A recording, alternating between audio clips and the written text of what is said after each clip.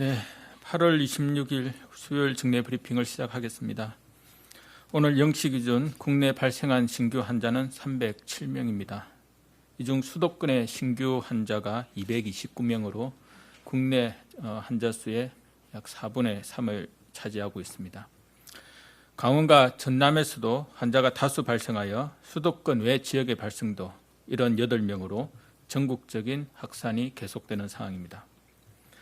지난 수요일 수도권에 대해 시행한 강화된 사회적 거리두기 2단계 조치의 실천율을 보기 위해 휴대폰 이동량을 분석하였습니다. 그 결과 지난 주말 수도권의 이동량은 그 직전 주말에 비해 20% 감소한 것으로 나타났습니다. 국민 여러분의 적극적인 동참에 감사드리며 지난 2월 대구 경북에서의 확산 당시 국민들이 자발적으로 거리두기 노력을 한 결과 최대 40%의 이동량 감소가 나타난 것에 비해서는 아직 이동량 감소가 절반 수준입니다. 국민들의 좀 더 적극적인 동참을 부탁드립니다. 이번 주가 전국적인 감염 확산세를 진정시킬 수 있는 매우 중요한 분수령인 만큼 긴장의 끈을 놓지 말고 계속하여 거리두기에 협조해 주시기를 당부드립니다. 오늘 정세균 국무총리 주재로 열린 중대본 회의에서는 병상 및 생활치료센터 확대 방안 등을 논의하였습니다. 이 자리에서 정세균 총리는 환자의 생명을 담보로 하는 집단 행동은 국민들께서 결코 용납하지 않을 것이며 집단 행동에 나선 의사들은 정부의 업무 개시 명령에 따라 즉시 의료 현장으로 복귀해 줄 것을 촉구하였습니다. 병상 및 생활치료센터 확대 방안에 대해 말씀드리겠습니다. 최근 2주간 급증하고 있는 수도권 환자 가운데 치명률이 높은 60대 이상의 고령 환자가 약 40%를 차지하고 있습니다. 특히 위중, 중증 환자 수가 그간의 10명대에서 43명까지 증가하는 등 중환자 병상 등 안정적인 치료체계 구축이 매우 중요한 시점입니다. 이에 정부는 지난 21일부터 수도권 병상 공동대응체계를 본격 가동하였고 서울, 경기, 인천에서 발생한 환자의 병상은 수도권 공동대응 상황실이 총괄하여 배정하고 있습니다. 이에 따라 수도권 내의 병상을 통합 활용하고 환자의 중증도에 따라 중증 환자는 우선 입원시키고 경증 환자는 생활치료센터 등으로 배정하고 있습니다. 8월 25일 현재 수도권의 중증 환자 병상 총 319개 가운데 입원이 가능한 병상은 19개로 파악하고 있습니다.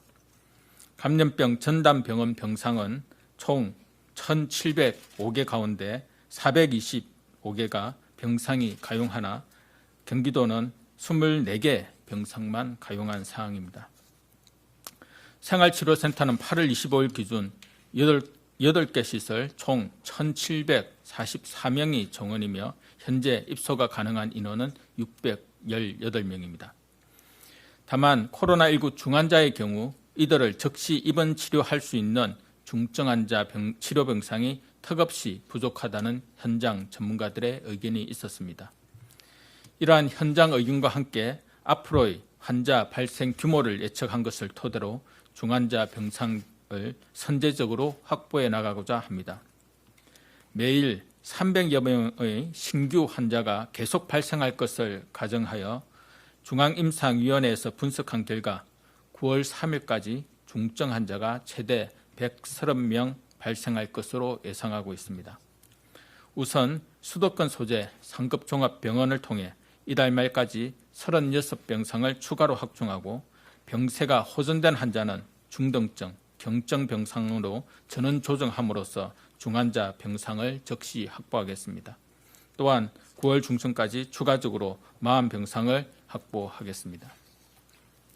적극적인 손실 보상과 함께 추가적인 인센티브 제공 방안을 마련하여 수도권 소재 대학병원과 종합병원 등이 적극적으로 중환자 병상 확충에 참여할 수 있도록 지원할 예정입니다.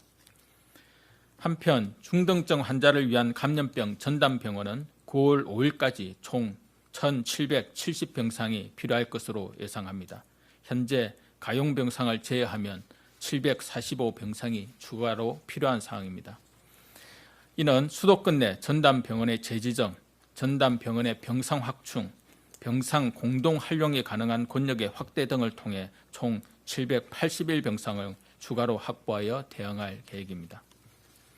생활치료센터는 9월 5일까지 총 2,730명의 추가 확보가 필요하며 현재 입소 가능 인원을 제외하면 총 2,112명의 추가 수용 여력을 확보해야 하는 사항입니다.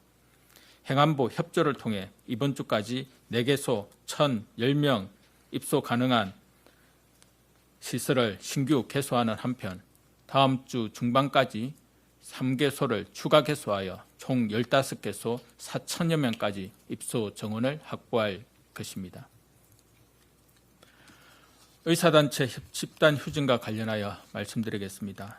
그간 정부는 진정성을 가지고 열린 자세로 대한의사협회와 대한전공의협회와의 협의를 진행해 왔습니다.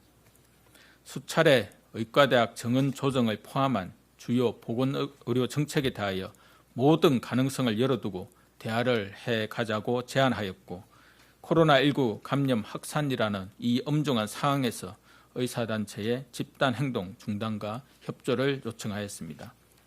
이에 더해 정부는 의과대학 정원 확대와 공공의대 신설에 대하여 어떠한 전제 조건도 없이 코로나19 상황이 안정된 이후 의료계와 함께 논의하여 추진해 나가겠다고 발표한 바도 있습니다. 특히 지난 8월 24일 국무총리와 의사협회와의 간담회 이후 진행된 보건복지부 장관과 의사협회 실무협의회에서는 의대 정원 확대, 공공의대 신설을 코로나19 상황이 안정될 때까지 중단하고 코로나19 안정화 이후 협의체에서 모든 가능성을 열어놓고 협의하며 협의 기간에는 의대 정원 통보 등의 정책을 일방적으로 추진하지 않고 의사협회가 문제 제기하는 4대 정책의 발전적 방안을 협의체에서 함께 논의하자는 내용의 합의 문안을 도출한 바 있습니다. 당시 의사협회는 전공의 협의회와 협의할 시간을 요청하였으나 전공의 협의회는 합의 문안을 거부하고 집단 휴진을 강행하기로 결정하였습니다.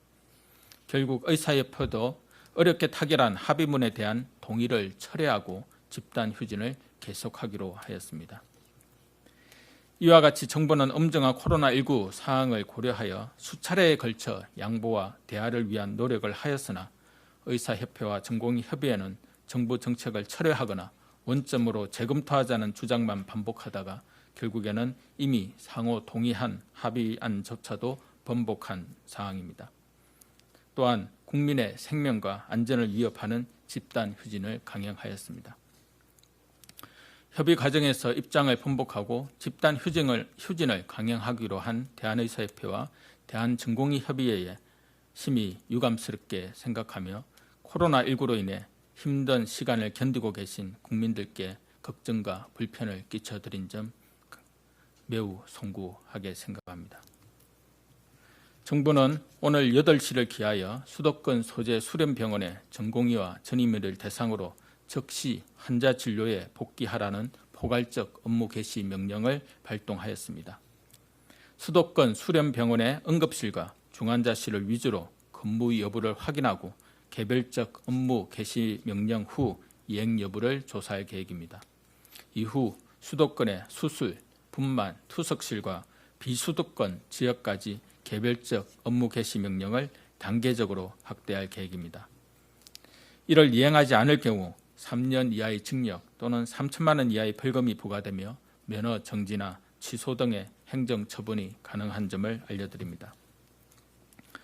전공의 전임의들은 환자들에 대한 사명감을 가지고 조속히 진료 현장으로 복귀하여 의사로서의 본분을 지키고 맡은 소임을 다해 주시기를 바랍니다.